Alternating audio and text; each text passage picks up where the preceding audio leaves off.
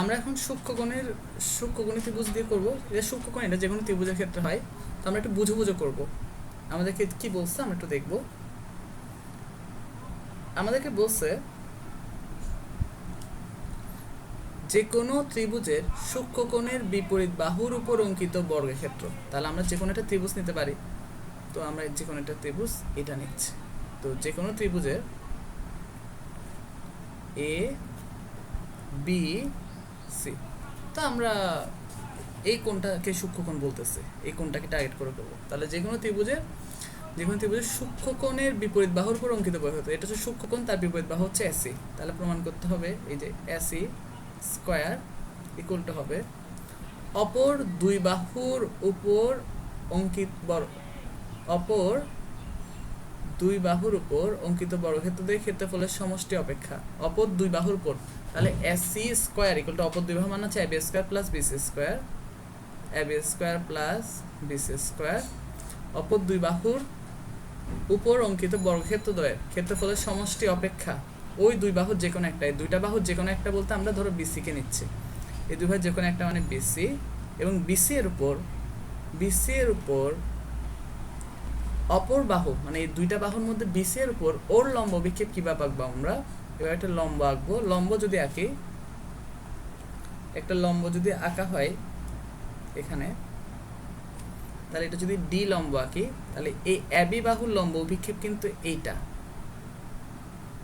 AB বাহুর লম্ব বিক্ষেপ হচ্ছে এটা বিডি। তাহলে আমরা এখানে বিডি লিখবো, বিসি ইন্টু বিডি এর দ্বিগুণ পরিমাণ কম। তাহলে দ্বিগুণ পরিমাণ কম, যদি দ্বিগুণ পরিমাণ কম হয় এটা আমাদেরকে প্রুফ করতে হবে। আবার ঠিক আগের মতো আমরা এই ছোট ত্রিভুজটা নিয়ে কাজ করবো। ফার্স্টে আমরা লিখবো যে ত্রিভুজ, এক নাম্বার দিয়ে লিখবো ত্রিভুজ এবিডি এ। আমরা লিখতে পারি যেহেতু এটা হচ্ছে লম্ব আঁকা হয়েছে, তাহলে এটা হচ্ছে সমকোণ, তাহলে এটা হচ্ছে অতিভুজ।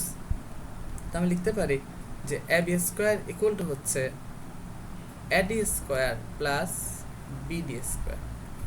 এটা আমরা একটু খালি জায়গা রাখি, প্রয়োজনে লাগতে পারে। এবার আমরা এই ত্রিভুজটা নিয়ে কাজ করবো, যেখানে অতিভুজটা আছে, এসিটা আছে। সেখান থেকে আমরা এডির মানটা বের করে রাখতে হয়তো পারি। এডির মানটা বের করে রাখলে মনে হয় ভালো হবে। আচ্ছা, এটা রাখলাম। এবার এসিডি এ ত্রিভুজ এসিডি এ, এই ত্রিভুজটার মধ্যে এটা হচ্ছে 90 ডিগ্রি, তাহলে এটা হচ্ছে অতিভুজ। তাহলে অতিভুজ স্কোয়ার অর্থাৎ এসি স্কোয়ার ইকুয়াল টু হবে অন্য দুই বাহুর স্কোয়ার যোগফলের সমান, অর্থাৎ এডি স্কোয়ার প্লাস সিডি স্কোয়ার, এডি স্কোয়ার প্লাস সিডি স্কোয়ার। তাহলে বা আমরা লিখতে পারি যে এসি স্কোয়ার ইকুয়াল টু হচ্ছে এডির মতো থাকলো প্লাস এই যে সিডিকে লেখা যায় না, বিসি থেকে যদি বিডিকে বাদ দিই, এই পুরো বিসি থেকে যদি বিডিকে বাদ দিই আমরা সিডিটা পাচ্ছি।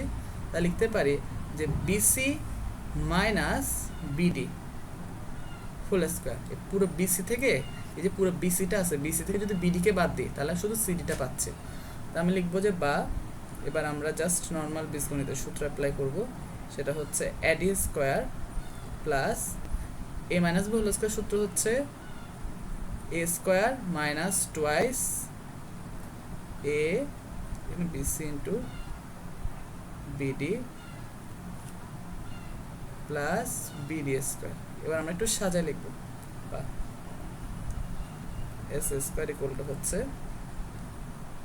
এডি স্কোয়ার প্লাস বিডি স্কোয়ার, একটু সাজা লিখতেছি, plus BC square minus two BC into BD, বা এস স্কোয়ার ইকুয়াল টু হচ্ছে, এখানে ভালো করে খেয়াল করে দেখো, এখানে দেখো আমি যদি বলি এই যে এডি প্লাস বিডি যেটা, এটা যোগফল কিন্তু এবি স্কোয়ার। তাহলে এই যে এডি প্লাস বিডি, এটার যোগফল হচ্ছে এবি স্কোয়ার। তো আমি লিখতে পারি যোগফল এবি স্কোয়ার লিখতে পারি, এবি স্কোয়ার। ওকে, বাকিগুলো আগের মতো থাকবে, plus BC square plus, sorry এটা মাইনাস হবে, মাইনাস টু বিসি ইন্টু হচ্ছে বিডি। আশা করি বুঝছো। তো এই হচ্ছে